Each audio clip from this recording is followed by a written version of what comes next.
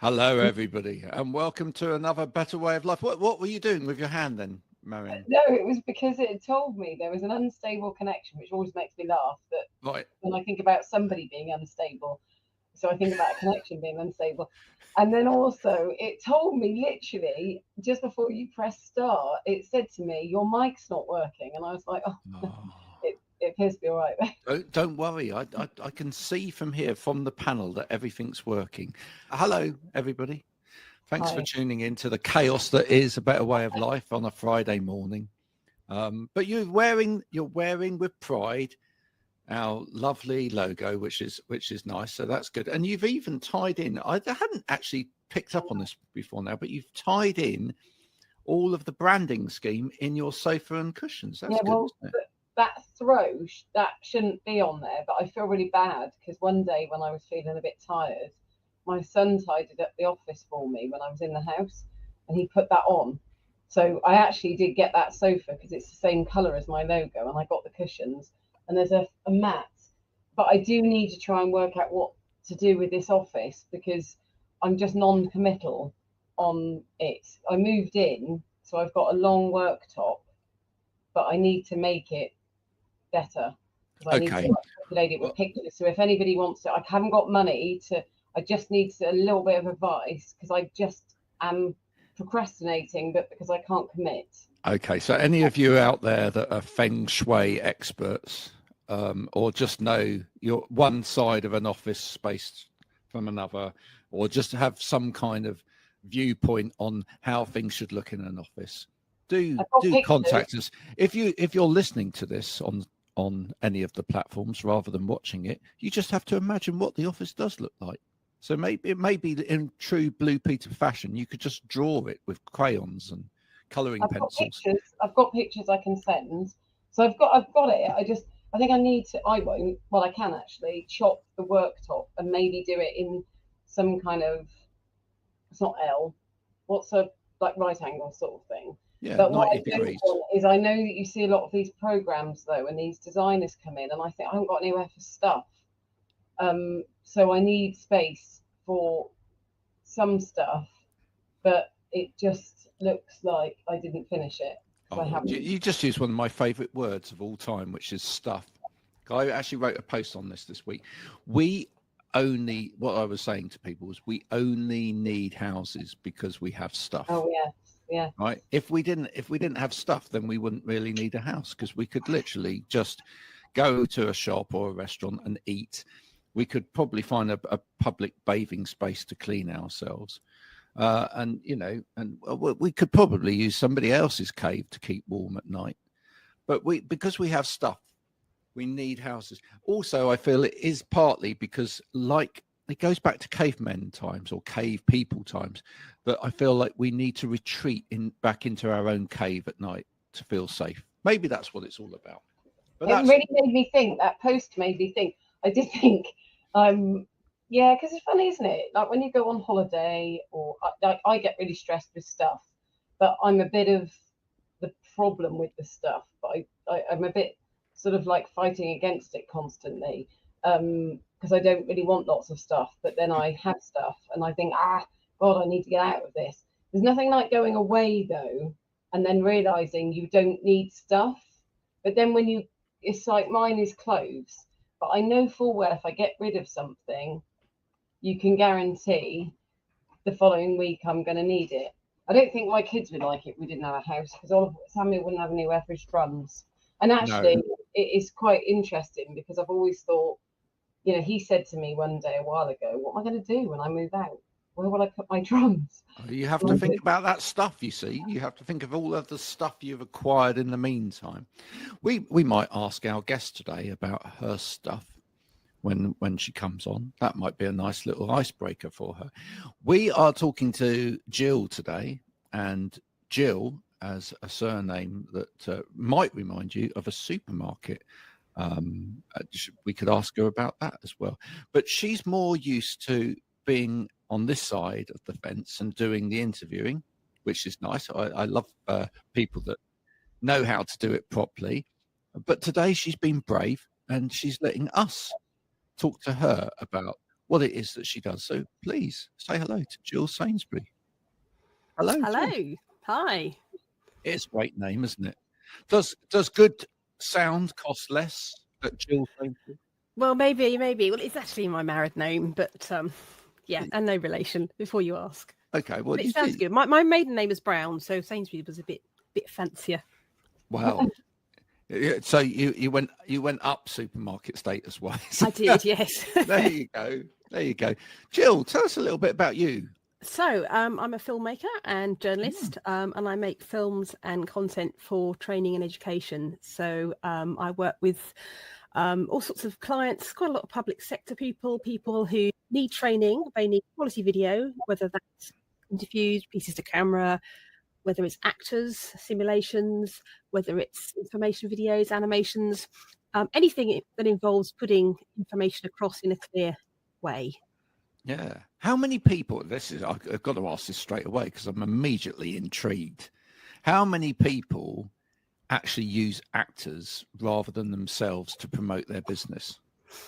It depends on the scenario. So most of the actor stuff has been with professional training. So, for example, nurses, lawyers, people where, for example, they need to learn how to interact with the public and deal with awkward members of the public or a member of staff who's being a bit tricky. Difficult topics, sometimes they'll be based on real stories, but it's obviously we use actors to put those stories across. So yeah, and it can be really, really powerful as well, as long as the acting is right, because the danger is if you use actors that sometimes there's a bit of overacting. Oh, darling, really? Indeed, yes. Oh gosh. Yeah, no, I can imagine.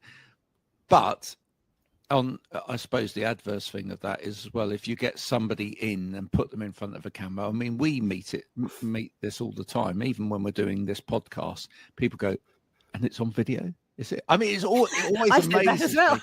But it amazes me that people ask that question. It's like suddenly it's not my voice anymore, it's video. I mean, what to me, it's like, well, what does that really matter? But I suppose people are then thinking, am I going to present myself in the right way? I'm going to not know what to do with my fingers. Have I got a face for radio? I mean, it might be any of those things. But why do you think people suddenly get a little bit tetchy when it comes to doing it on video as opposed to just sound? I suppose because you can see yourself and you're not used to seeing yourself. And it's like anything, it's a skill. I mean, people don't like hearing their own voices, do they? And how you sound to yourself is not how other people hear you. I mean, one of the things I do, I train students. And in the first year, they hate their own voices. And I always ask them, do you like your voice? And they went, no. And I tell them, get over it. You have to. By the third year, by the time they leave, they're kind of used to it. So it's like anything, it's a skill and it takes practice. And after a while, you just get used to seeing yourself, used to hearing yourself, and realizing the most important thing is to be yourself and not try to be anything else. That is a real skill, actually. It's an incredible skill. And it's something that happens too often. I interview musicians as one of the podcasts I do, and it's something I talk to musicians about all of the time, is that quite often when they start out in their career, they're trying to sound a little bit like somebody. Imitation is a good thing because, especially when someone's got a great voice and, they're doing something in a particular way, but you've got to stand out, you've got to develop and find your own voice. And it can be really quite hard, especially if you get into sort of bad habits of trying to sound a particular way, or always being cursive when you sing or speak or whatever. It's hard, and then you've got to relearn not to do that stuff.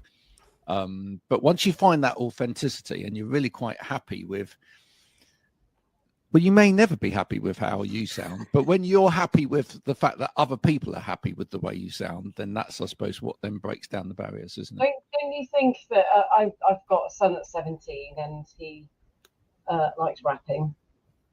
Cool. But it's great. So yeah, it's great. I've said to him it's poetry really.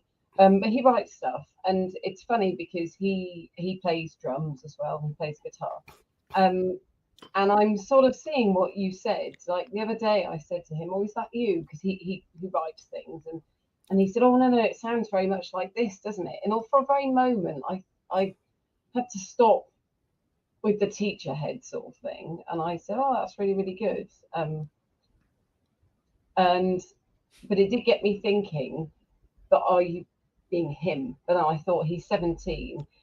And the same as I've sort of seen with teaching, when you first start, you're doing it because you're trying to, either you've seen somebody you like, the way that they teach, or you sort of do it by the book. And it's only then sort of down the line. And I think for me, when I went freelancing, I was working for another company and I thought, I've got to do this by myself because I feel like I'm going to get told off. Because if they come in and see me delivering it the way that works, it doesn't really align with their business. But I do wonder if it's harder for people now because, you know, you were saying, Jill, that people worry about whether they look right. A lot of my hesitation, I said to you, I've got to put my videos, I've got to put mine onto e-learning with videos. And I don't want to do it because I don't like how I look. And I keep putting it off. I'm like, oh, my hair's not right today, or, oh, I can't do it. And I wonder if it's harder for people now because you can make yourself look good, or that people do, and then you're constantly comparing yourself. Is it something people struggle with, do you think, that reason? I think it is. I think since dare I say, the pandemic, the P word, we've all had to get used to seeing ourselves in situations like this. So you do have a better idea of how you come across. But of course, you are your harshest critic. It's interesting talking about your teenage son, because obviously where I work with students, and I've got teenagers, well, they're students now, and they're very, the boy particularly was more self-conscious. And one of the things I was very keen to get them to do when they were growing up was doing stuff that involved some form of performance. So things like, we did a lot of work with the youth theatre. I filmed all their shows, and the joy that brought the whole family was fantastic. And it meant that both of them quite happily will stand up on a stage or in front of a group of people and talk in a way that maybe they wouldn't have done had they not done the youth theatre. So it's about practicing. It's just getting really comfortable doing it, because there's no right way of being. There are some techniques you can use, for example, not talking too fast. I'm guilty of that. And knowing how to slow yourself down, thinking, well, it feels a bit slow. If it's a bit slow, it's probably about right. Thinking about what your intonation does and when you get excited. But, you know, overall, it's practice, isn't it? And being comfortable and relaxed. Yeah, it's easy. No problem. I think it's practicing comfortable. I see that there's, you know, people obviously sell courses on how to present well and storytelling. But it's funny, isn't it, that I know I speak way too fast, but then somebody said to me that the passion comes out when you speak. And so if I slow down too much or did it in the way that, I know there's some people that I can tell people that have been on storytelling courses, and someone like me, I'm like, can you just like guessing the end, and it's just making me bored. Well, what's really interesting about that is you don't actually speak too fast. No, really? Not at all. No, you really don't. So that's psychologically, that's going around in there anyway. Well, I've just been told it a few times. I think sometimes my brain, it goes very fast, and so that I'll be going to say something and I think, oh no, I didn't want to say that. But then other people have said it's more natural because it's actually how you would be when you're talking to somebody. I think you have to just do the work, don't you, Jill? I mean, I think that what's really important there is you have to get used to listening to yourself or watching yourself back, and you have to, and if you want to be really, really good, you have to go through it. You have to do the critical work and go, okay, I'm constantly using that word. I must stop saying that word because it's getting annoying to everybody in the audience, you know, because I say just all the time. Just is one of those words that, you know, you know, right. Just right. Sometimes when you listen back to a podcast with someone and every line, it's just this and just that. And the important thing is learning that what that does as well, because it's not that it is a filler word as well. It's not just that they're using that as maybe a word while they're thinking about something or because they're not actually really confident in what they're saying, but it comes across sometimes as a lack of confidence in what they're saying, because just means, well, mediocre really, or not quite fully assured of that. So if someone's doing it a lot, or dismissive, or can be dismissive. I know when people are teaching, quite often they say hopefully, and I say, if there's any word when you're teaching people, don't use the word hopefully, like hopefully by the end of, and hopefully you'll be, and I'll go, no, they will. Yeah. Jill, I've got to ask you, what was the one best piece of advice that anyone ever gave you when it came to sort of speaking on air or doing podcasting or that sort of recorded video piece? One piece of advice, I suppose. I mean, I got into this because I did a degree in geography and I got into student radio. And from then I did broadcast journalism training, much like yourself, and then started working in radio. And all the way through, it was all about just,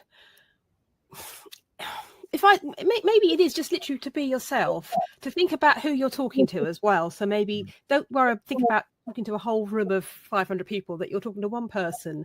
Our journalism tutor talked about the listener called Doreen, that you'd remember Doreen. That's who you're talking to. Talk to one person and make it relatable to them.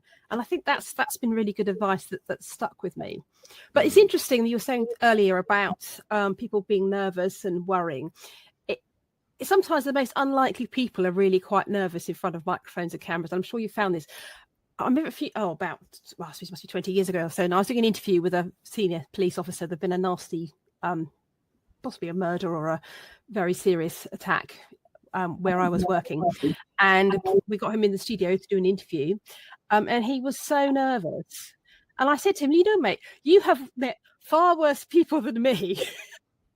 Little me, I'm not going to do you any harm other than ask you a few questions that you've just got to think about, because the important thing is you've got to get the information across to catch this person. You've dealt with rapists, murderers, a radio interview, no problem whatsoever. Well, I think that kind of helped relax him. And I think he's possibly somebody who could brief a whole team of, say, 25, 30 police officers on something really serious. But because this whole radio or TV thing was unusual to him, that's why he felt nervous. As you say, it's practice. And it's not a case of being a novice sometimes, because some people struggle, can talk to a large room full of people, but can't talk to a camera. So again, it's fascinating.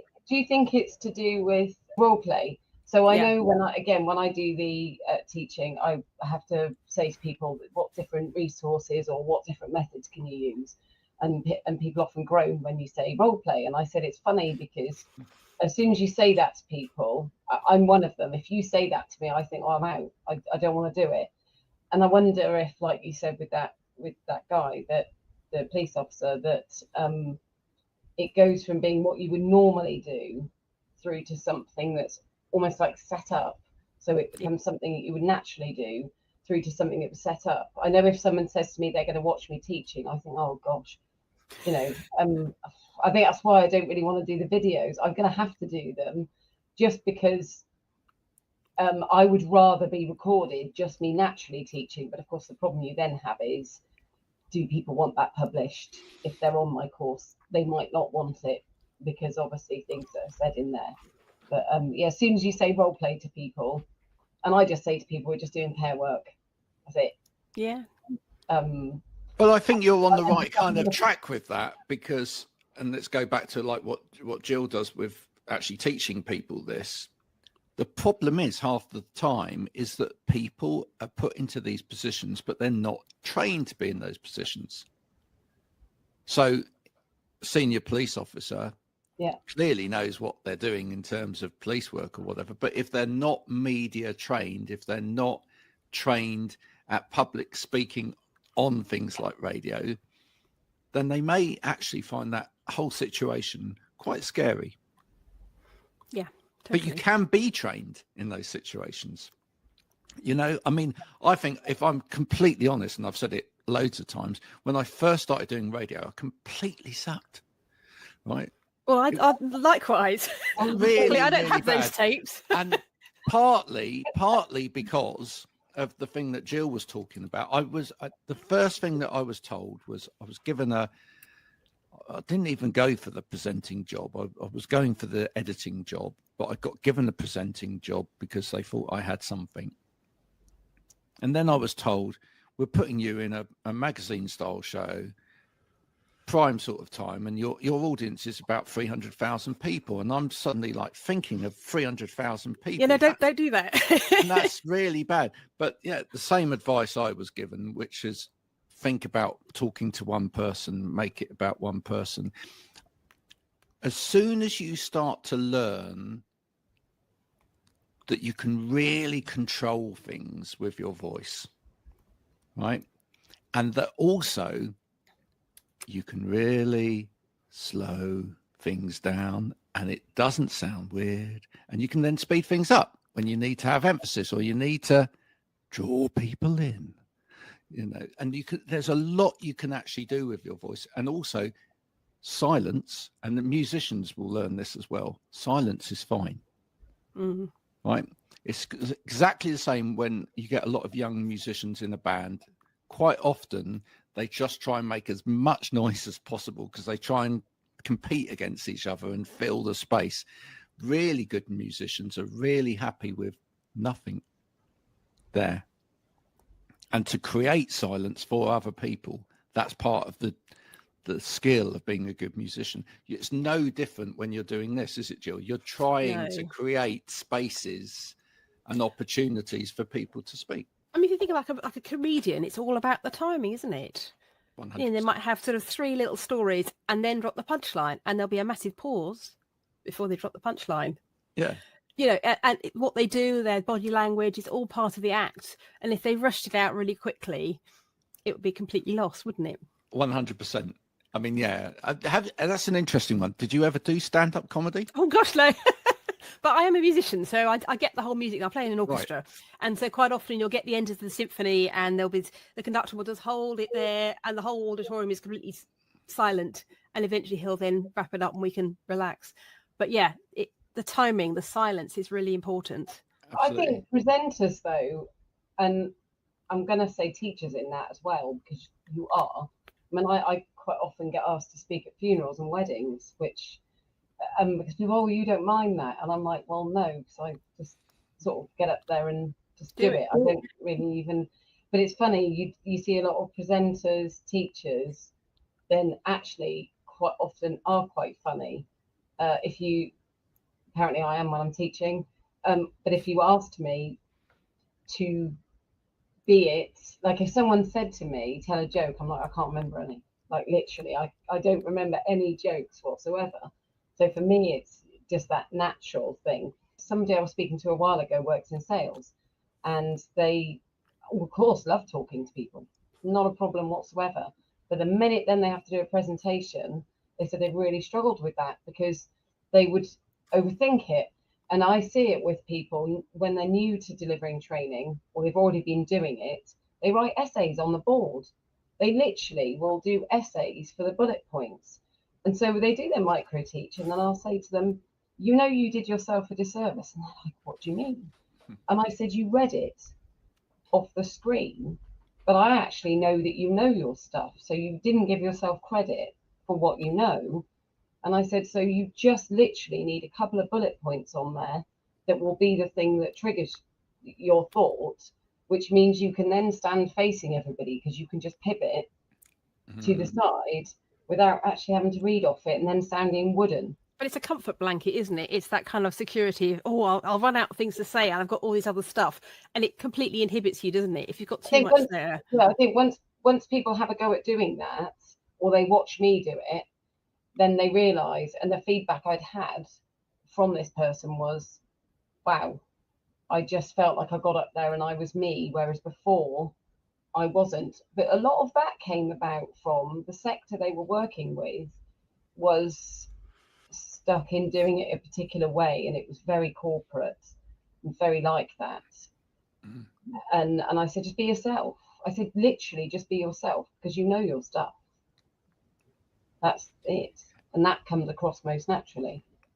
I guess the thing about bullet points and presentations and all of those things and sort of guiding things, I suppose that's what I'd like to call them. They're guiding things that guide you through a conversation. Comfort blanket, Well, yes and no as well, but it depends what the need is for that piece of material. If you've got to cover certain points, then you may have to have those points there. Ideally, what you do is you learn those points, and you learn them to a point where you can bring some of your personality through in delivering those points as well, so that it actually has some vigor to it, as opposed to sounding like you're reading, the instructions off of the back of a cereal packet. But other times you don't really want that. What you want are stories, and stories don't work like that. Stories aren't bullet pointed. Stories uncover themselves as somebody remembers them. And where a lot more of sales these days has gone through to storytelling. Yeah. And that's why actually what Jill's doing is so important these days, because trying to deliver spaces where you can tell your story effectively, and your truths are coming out and your purpose is coming out, that's really fundamental in the modern day of selling. I think we're kind of leaving behind the kind of, here I'm going to stand here and go, it does this, it's like, thank goodness. It's like early adverts. When we watch really early adverts from the 1920s or something on TV, and it's like, Flash does this, it's so cheesy. You wonder why anybody would ever buy the stuff.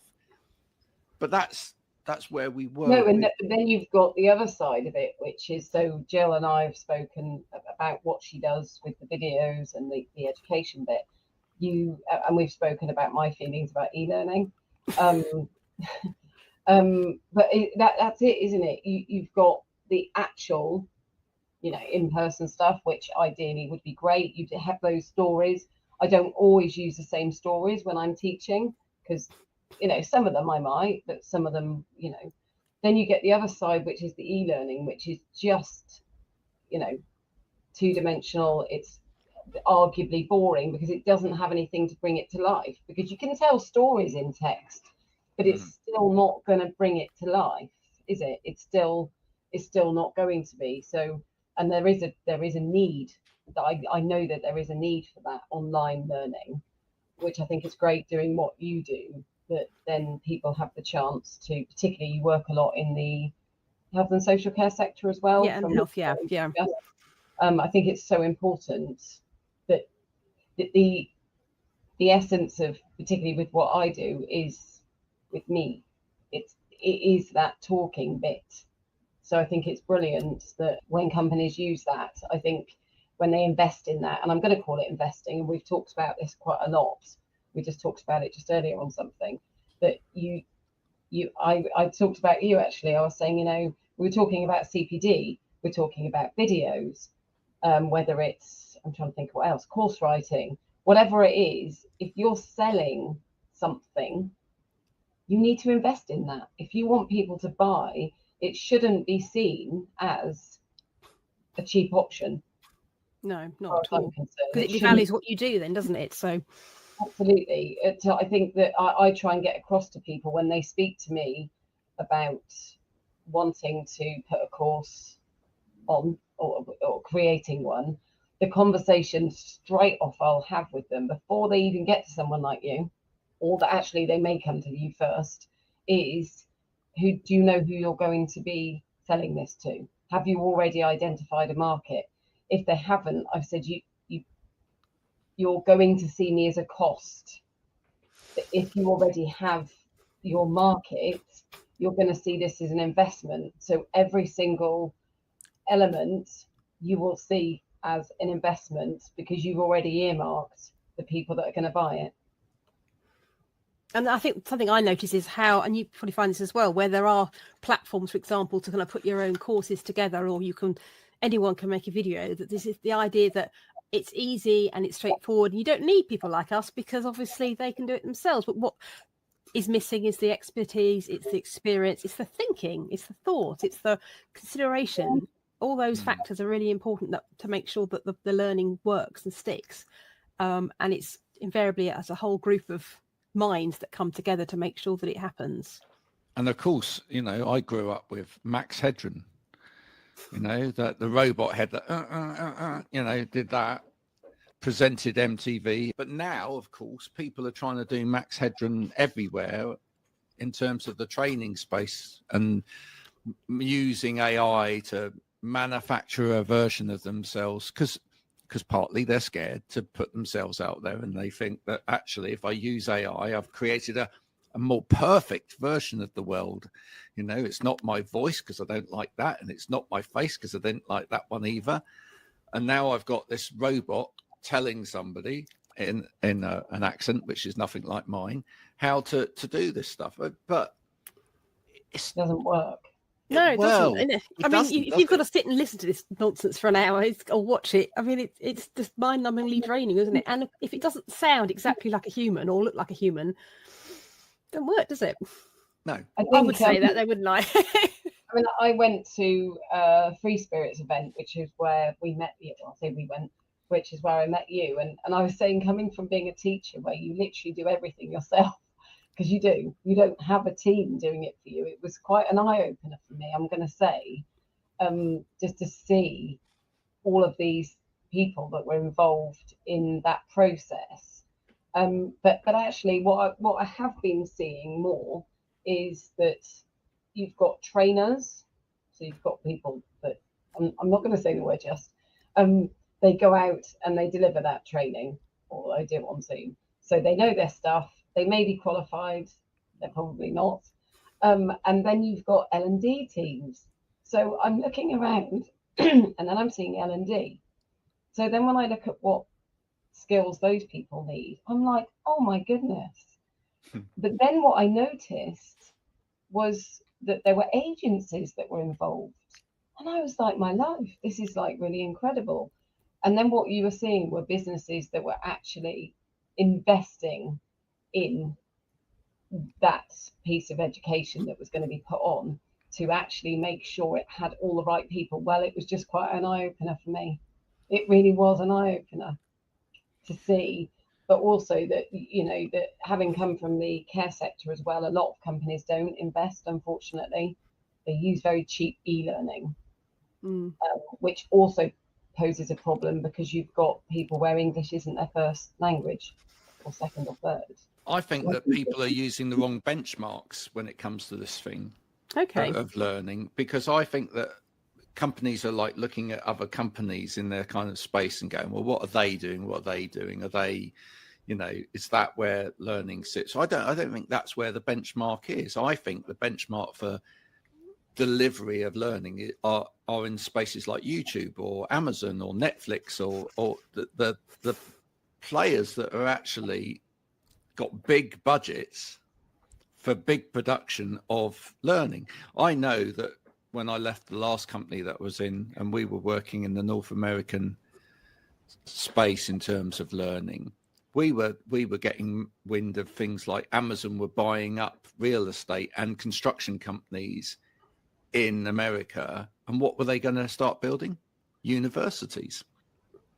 Because these people have got the infrastructure and they've got the power to bring in the big names, and they've got the wherewithal of having a high budget production to put on probably the best, you know, experience of learning with the best people that you can possibly have.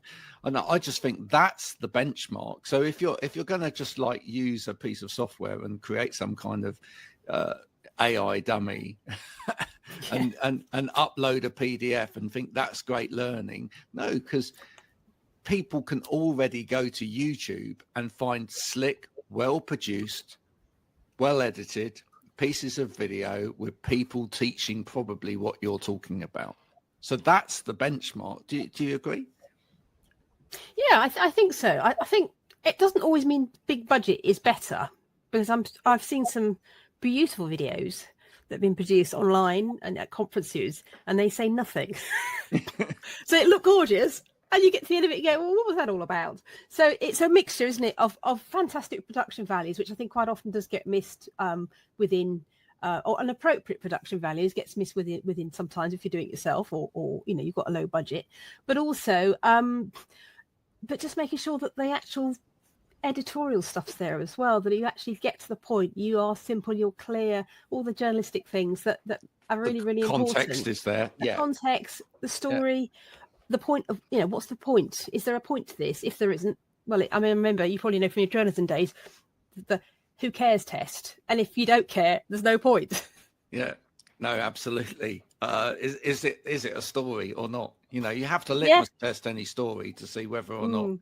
Most, I have to say, most journalists that I came across were quite lazy, if I'm honest. I'm not sure about you, but this was back in the day when most news stories would arrive into a newsroom by fax. Oh, yes. You come in the morning and you have fax, phone directory on your printer. And there would always be one person in that office who would literally just rip the fax machine pages off one by one as they came through, would sit down and just verbatim almost verbatim just copy them into whatever medium it was and put them out again without investigating it, without rewriting it, without doing anything about it. And I wrote about it this morning. This is where I am at with AI at the moment. I think AI is a great tool for lots of reasons, but what I think is needed with AI is for people to try and break it. I think it needs creative people using it creatively to produce really good pieces of content. So the problem isn't AI. The problem is lazy people. What we've created here and now are tools where actually it's easier now for people to just be lazy and produce something. But the same tools can be used really effectively to do really great pieces of content. That's in the hands of the craftsperson that's using it.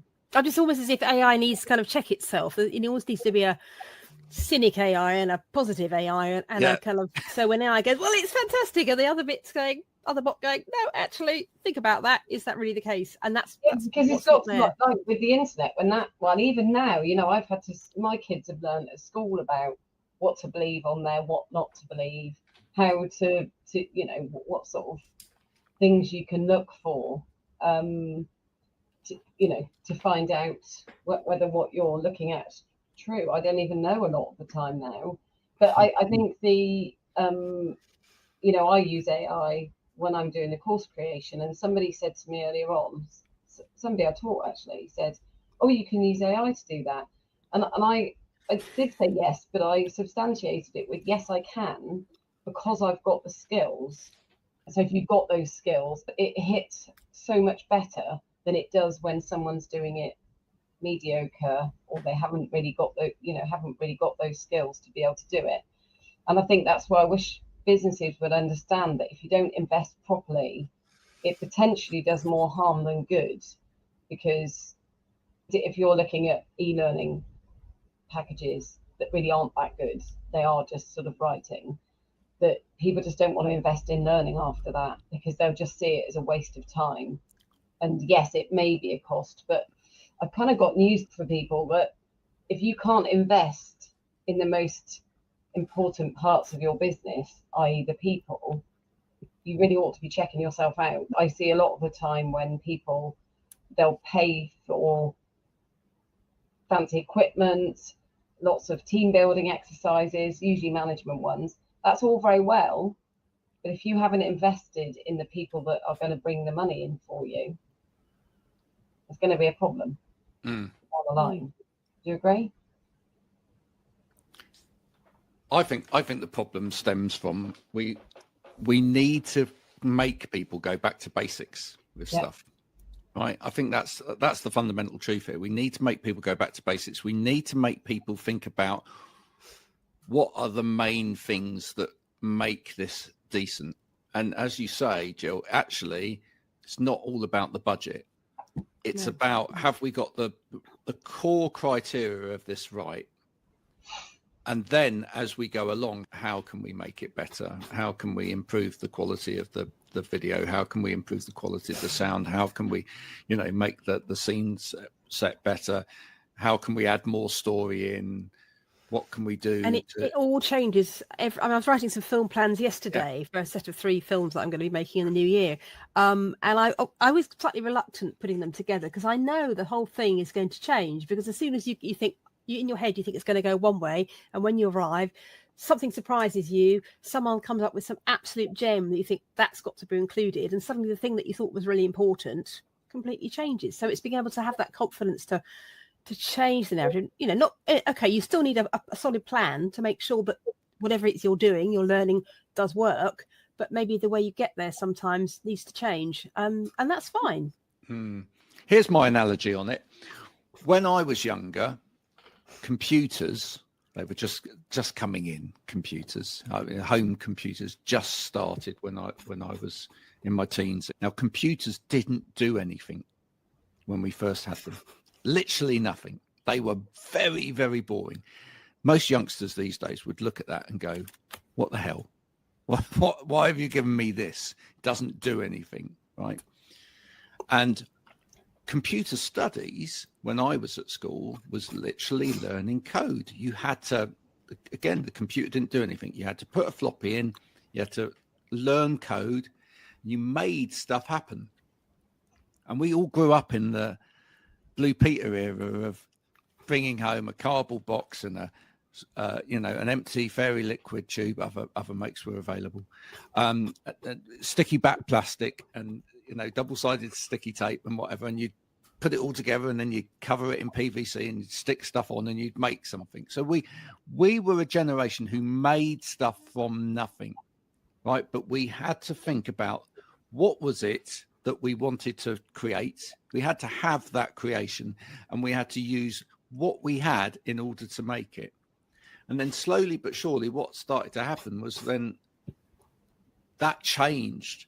And I remember when my kids started doing computer studies at school, it was like, well, we're learning to use Word and Excel. Well, yeah, but that's just turning a computer on and using these programs which pre-exist.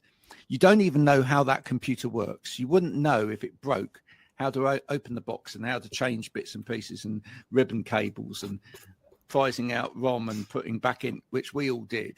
You wouldn't know what's actually going on in there. But we started from scratch with it. Probably our parents probably looked at some of the stuff we were doing and thought, but you haven't actually learned how to use a car. Like we had to, constantly mend the car ourselves. And I think as we move on with technology, that's part of the problem that happens. That is, I know. Yes. Generation after generation after generation, where we don't actually know how stuff works. Yeah, but that's where the problem back to that.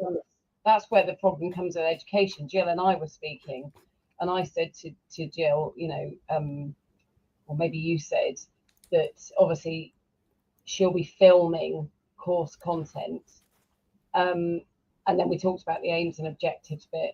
And as I see a lot of the time, some people's idea of what training is very different than what it should be. It becomes actually just about telling people a lot of stuff. And that actually, quite often people overcomplicate things for the reason that you just talked about, Graham, is that people sort of jump in almost like part way down the line. I know with my degree, I used to think, if I walked in late or something, and now I'm a teacher, I realise they weren't teachers. And what was happening was they weren't going right back to the beginning. And so I struggled with cognitive neuropsychology. Well, I say struggled. When I went into my exam, I thought, turned over the page, and that panic moment when you turn it over. And then I said to myself, no, go back to the stuff that you do know. And when I was revising, I took myself right back and I stopped concerning myself with the stuff down the line. I said, you've just got to know what the very basic stuff is. What is a cell? What is this? What is that? Because actually then it's like you're building a wall. And I think a lot of the problem that educators make is they overcomplicate it instead of starting right back from the beginning with the very basics and then moving from there. And I think there's a bit of a snobbery around it that we can't do that. Quite often people don't realise that they could get 2 courses out of something, which if they want to upsell is a good thing.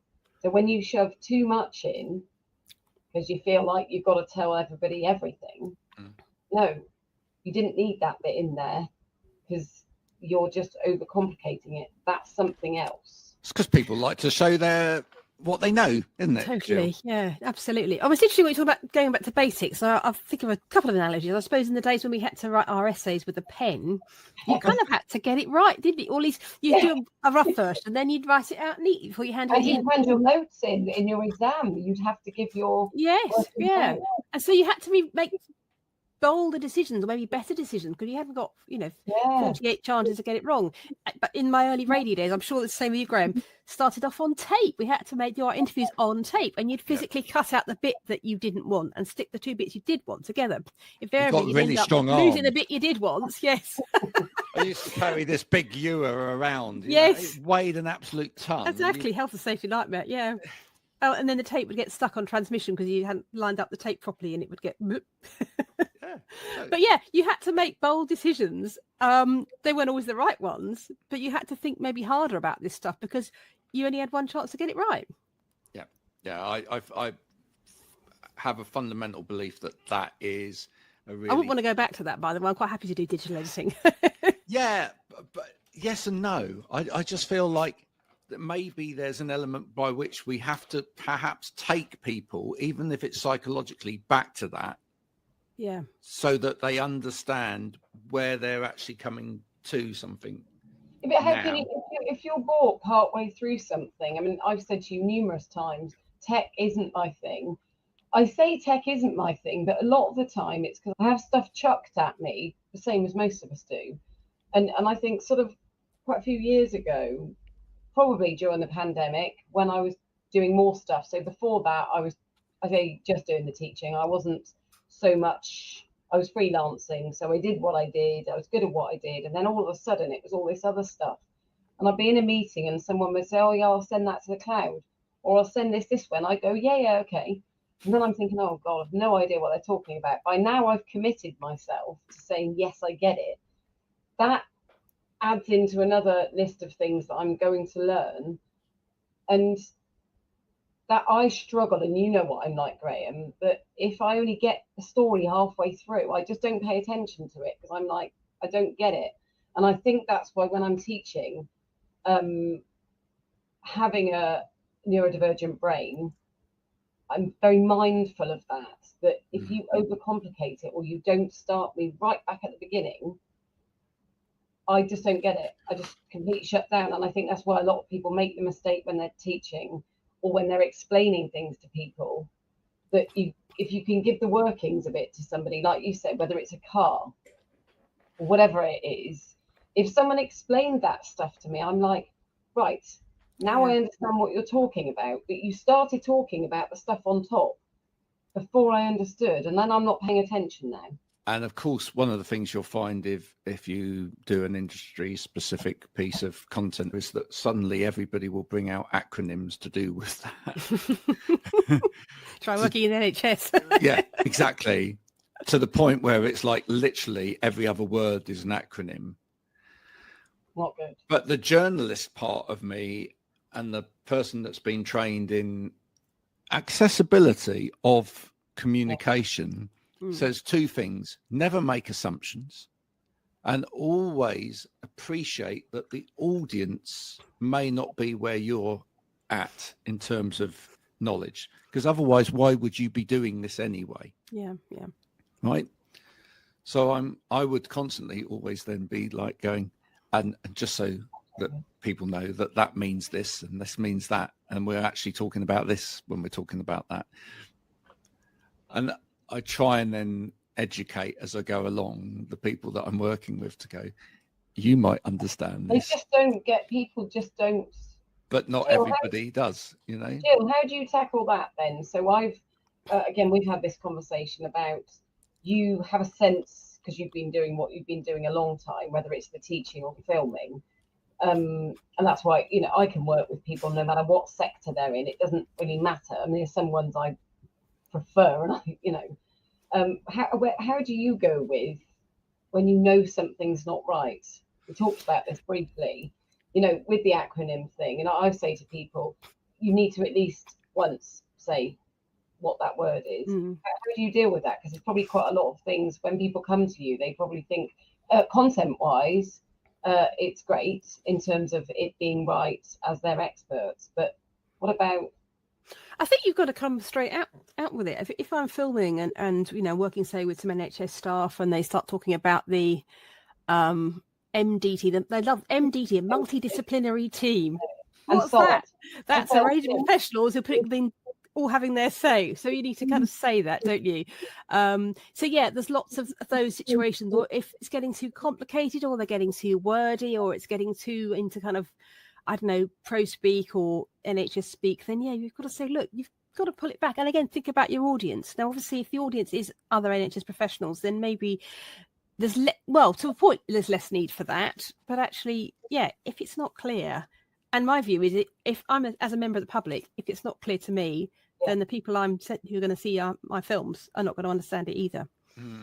I think a really interesting part of that is when I was doing my broadcast journalism, I also had a print journalist lecturer as well who helped, and he was an ex-editor of the Express, and we went through, what do you think is the average reading age of a tabloid newspaper in the UK?